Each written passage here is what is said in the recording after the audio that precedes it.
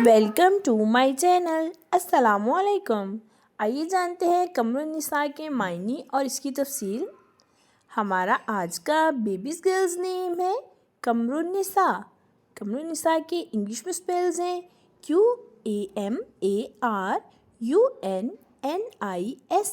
कमरुन्निसा ये एक Islamic name है और लड़कियों के लिए रखा जाता है।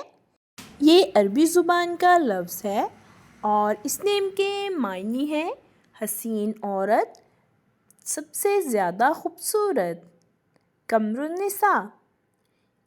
इसी तरह ये नाम रखा जाता है कमरुन्निसा या कमरुन्निसा फ़ातिमा। इस तरह हम ये नाम रख सकते हैं। आप भी अपने नाम का मायने जानने के लिए कमेंट्स में अपना नाम लिखिए और मायने जानिए। एंड अपने नाम की स्पेशल वीडियो बनवाने के लिए भी आप मेरे कमेंट बॉक्स में अपना नाम कमेंट कर सकते हैं। And please like the video, subscribe my channel. Okay dears, फिर मिलेंगे न्यू नेम न्यू वीडियो के साथ। अल्लाह हाफिज़।